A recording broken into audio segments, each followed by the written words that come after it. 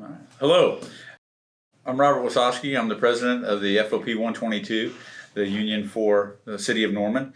I'm here with Chief Foster, and we're going to discuss a little bit of the confusion or clarification of what came out of the news conference that took place yesterday. And I'm just going to ask the chief some questions, and we're going to discuss some things, and I think hopefully things will become more clear. There was a press conference yesterday. Can you go into detail more about the discussion presented with claims that the PD was not defunded? Yes. What they look at is they're looking at what we were funded at originally last year compared to what our adopted budget was this year. Which, yeah, when you look at it, it's a little bit more this year than it was last year. But the thing is, when you end last year with whatever you spent or whatever your budget ended with, you going into the next year, you've got to account for merit raises, other cost increases, like the insurance went up this year. So those cost increases, it's all got to be taken into account to follow to the next year. And guys will be getting raises, which was negotiated with in a fair bargaining. So that's why they show a little bit of an increase here, but we still got cut 9 positions. I don't really think about the money. I just think about the positions. We were cut 9 positions. We went from 180 authorized down to 171 authorized. And it's like I was saying yesterday, while we will make every effort to continue to make it to emergency calls in a timely manner, other things could be affected. Other programs that we do here at the department. And you know, when we did the PSST, and this was part of what the city sent out, it was to implement community policing here in the city. Well, if I have to pull people back that help run those programs and our outreach programs, it's hurting our efforts on community policing. And to keep our response times reasonable, that could be something we'd have to do. And also, while we're sending guys to those emergency calls, well, non-emergency calls will suffer. Our response times to those will grow. You know, we talk to other places when we go to different trainings and things, and even around us, is sometimes those people have to wait 7-8 hours or even till the next day to make a burglary report, if they don't make them do a burglary report online. We haven't been doing that here. We respond to everything. To give you an idea of that, I was looking at the Benchmark City survey. And on this is the 2009. And back in 2009, you know, in the last academy, they let us overhire by a couple. So we were getting up there on our staffing to 180 or better. So we was doing pretty good on staffing through 2019. People started going toward the end of it, but we had good numbers. You look at Norman down here. This is average calls for service per first responder. And when you talk average calls, you can see down here they tell you that calls for service are only calls where someone telephoned and requested police response. It's not anything that was initiated by a police officer. When you look at Norman's down here, I can't see, I gotta put glasses on too, man. Right here. 839.8 calls for service per first responder. You see at the top here for these 29 cities that we're in this comparison with, for benchmark cities, the average, let me explain. These are cities that are similar maybe in size and demographics and college town, different things. This is why we compare to these cities. Some are in-state, some are out-of-state. Some are in-state, some are out-of-state. There's Edmond and Broken Arrow. Those are a couple of in-states with us. The average for them is 568.4 calls for service per first responder. Again, Norman was at 839.8. This was when we had our staffing up close to 180. Now we're starting at 171. We're already in the top 5 out of these cities on what our officers have to do. Right. So taking a quick look at this, there's only one city above us. And that's Missouri. Two cities above us. Yeah. So we're third. Yeah. So That's significant. And when you cut that many positions, it's going to have an impact on us. And you talked about the PSST for just a second. That was to give us more officers. This flat out takes away 9 officers. Yes, this flat out took away 9 officers from our staffing. Okay. PSST 1 added 41 officers, and they say that here, over here in their fast facts, it says permanently, the PSST 2 would permanently fund the 41 commissioned police officers that we added with PSST 1. And then down here it says provides 13 police officers assigned to work our schools. And have we ever gotten all 13 SROs? No, we're at the 9. We still lack 4 SROs, and we still lack 2 communications emergency dispatchers. With the finance director talking about budget cuts, says certainly none that he can remember ever targeted salaries and benefits for the police department. Does it give the appearance that it's punitive, that they were going after the officers in that way? I thought it was very odd. I would think that when a cut is done to a department even, most of the time you'd think when they want to cut the budget to do something, I take it they tell the city manager, well, hey, we want to cut $865,000 to do these programs. Can you find that for us? And they'd leave it to him to find. If they want to cut it from a department, they'd say, hey, I would think they'd give me the ability to decide where that could come from. But it was on 2 of those motions, it was made to come from salaries and benefits, like Mr. Francisco explained over there. Then one, I think, was from patrol. And as Mr. Francisco had told him, it ended up where we had to cut all of it basically from salaries and benefits that much to get it out. And that was 9 commissioned officer positions. And he even named which positions they were. So if they had not specifically targeted salaries and benefits, we could have kept the 9 positions. Yeah, I think we could have looked at other expenses within our thing, like we could have kept our cars, even though someone's getting pretty bad, well, we make them last another year or do what we have to so we don't lose positions. It's a concern. I hear a lot of talk that of it's trying to be made political, and I think I talked about politicizing these things.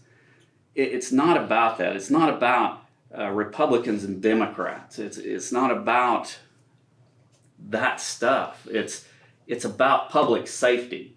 We've got several Democrats and Republicans that work in this department, independents. We are sort of reflective of the community within our department. That's not what it's about. It's about public safety. And we've lost 9 positions. Can you discuss the FOP's involvement in pay raises and what was determined this year and your relationship with them? Yes, as I've said on many things, and on that one council meeting that went early into the morning, I was telling them we work very well together. And I don't think a lot of people understand how much like a family it is over here. We argue with each other and we'll poke at each other and different things, but we take care of each other. And this year, the FOP was looking at the city and the struggles they were having with different lawsuits and different things going on, and decided, hey, we'll forgo that and we will keep the same contract through the next year. And forwent the raises. And really with our insurance increases that we mentioned earlier, really everybody here took a cut in pay.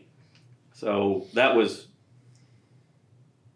very generous of the union to do that. And the merit raises, those aren't a given every year. We negotiate for those every year. Those are negotiated for in the contract. It's in the back of your contract. I don't have your contract in here. I tried to sort of prepare because I knew we was going to discuss things, but it's in there, and you have step raises. And when people get an acceptable evaluation, they're given their step increase.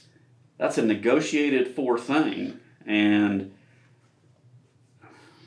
when you have positions cut like this and they are asking me about the FOP and there's talks on what can they do not to have to negotiate with the FOP, and then cuts like this is done, it sort of leads me to believe they're making cuts because they couldn't negotiate certain things with you. And we negotiated early on. We didn't ask for a raise. We asked simply to have our merit raises. And we did that well before the June 16th meeting anyway, didn't we? Yes. And we had already settled the contract. So yeah, I think you guys were the first union to settle. I mean, right. It had nothing to do, our merit raises didn't have anything to do with the decrease in the budget. No. Well, no way. I think it was just nice of you guys. And I don't even think you guys brought up that we want to get our merit raises. It was more, hey, we'll forego negotiations for a raise. Correct. And just move on with our current contract, which includes the merit stuff. Going back to the budget decrease, can you explain how eliminating positions can cause concern for citizens regarding public safety? You touched on some of it already. Yeah, it's just the response to their needs and various things as public safety wise. And this is from a police perspective, because as far as public safety goes, fire was not cut, and nobody else in this was cut. It was specifically the police department. And given the time of year right now, and our calls for service right now, because it's typically slow in the summertime, do you think that gives you a real good gauge on how this is actually affecting response times and the things that they were asking you questions about? No, you're right. That's a good point. We're down now, and because of the COVID and everything, you're not really seeing the big effect yet. So, and the thing that I tried to make clear yesterday was, well, we're down that 9 positions that they cut. Plus, we're already down 7 or 8 more below that because of people leaving and retiring. Well, by the time, if we can start hiring tomorrow and we start our process, we might be able to start an academy. And you were down in training for so long. Maybe in the spring, March-ish sometime. Then we start that. Well, our academy's 26, 27 weeks long, 14 weeks of field training before those guys are ever out on their own. It's been extraordinary here recently because normally we have 10, 12 people leave a year, and here within the last month or so I've had 7 or 8 leave just in that month. So that's concerning, and knowing that I can lose more going forward and I won't have new guys out till the end of next year, we're going to be even farther down before we get any relief out here, and it's concerning about how that will affect us in the field. So that number of loss could be even bigger, maybe Yes. double what it is now. Yeah, by the time we're able to ever get anybody out on the street. Right. Yes. And you talked about the PSST earlier, and you talked about the positions. When the PSST was originally passed, we were at an authorized strength of 132. I've got that here. I believe that's Because right. you had mentioned that. Okay. In 2008, right when the first vote was done, this is not including any PSST positions, we show 134 positions. So this 134 positions was being paid, that's general fund positions, we was at 134. And then they added, all told, 54 officers, right? Yes, 41 initial, and 13 SROs. Yes. Which is 54, which would take us up to 188. Yes. Okay? My math is sort of good. Yeah. 188 officers. And my understanding is they continually keep all the PSST positions filled, that they're continually paid from the PSST fund, and none of those are ever vacant. That's correct. But they've allowed positions that are funded by the general fund to go vacant. Yeah, you can sort of see that here. And you can tell that I've sort of got who's in what positions. And it'll sort of seem a little crazy to you because when you see, they sort of did it by positions and they just plug somebody into the positions. So like here, Tim Smith's down here. Well, his hire date was in 1995. And that may be hard to understand that because, PSST didn't get voted on until 2008. But yeah, they always keep these positions full. And by letting the general fund positions go vacant, they're actually supplanting those positions because they're using keeping the PSST full and not using the general fund positions. So that's how we ended up with the vacancies that you were able to eliminate without actually firing anybody or laying anybody off. Yeah, we was 7 down, and I understand what you're saying about the look of it being supplanting because, yeah, when you're at 134 here before PSST that's being paid out of the general fund, and now we look like we're at 120 that's paid out of the general fund, right. Well, how did we lose those 14? Yeah, exactly. Yeah, exactly. What are your thoughts on the Unite Norman's drive for fighting the defunding of the police department? I very much appreciate. I mean, I'm glad that somebody's out there to fight for us. I appreciate that somebody is concerned about it and that they're out there trying to get us the positions back. I very much am appreciative of that, and I like to see that support. It makes me feel more confident that, yeah, we do have support in this community. And I think you touched on it. It's not a Democrat, it's not a Republican issue. Public safety is an issue for everyone. Yes. And we want everybody to be protected. Everybody's lives are important. And so the fact that they're out there fighting for it is, of course, they're right.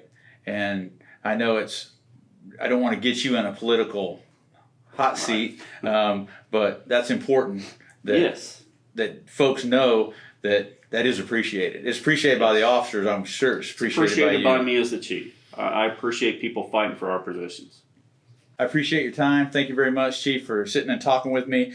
I think you're exactly right. I think we've always had good relations. The union and the department have worked well together for a long time. I think this is something where it's going to take a lot of work from a lot of people to try to fix it. And I'm not looking to point fingers, and I know you're not either. You just like it. You'd like your department to be whole, and you'd like as many officers as we can get. And knowing that we've negotiated all this time to get our minimum staffing or our staffing up to a certain level, it's very hard to lose 9 positions and not feel an impact somewhere. Yes, and you can tell, and I know from the FOP's perspective, there's got to be, morale's got to be down from people out there of feeling like they're not seeing any light at the end of the tunnel for any help. So. Well, and I think too, some of it that I don't think we're going to see a drop in response times because the officers, the men and women of this department took an oath to protect and serve this community, and they're going to do that. And they're going to do it with however many how many officers are working. They're going to make sure it happens. Right. They all understand our mission, vision, and values have not changed, and they will continue to uphold them. I have full faith in all of our guys. So do I. Thank you very much. Thanks.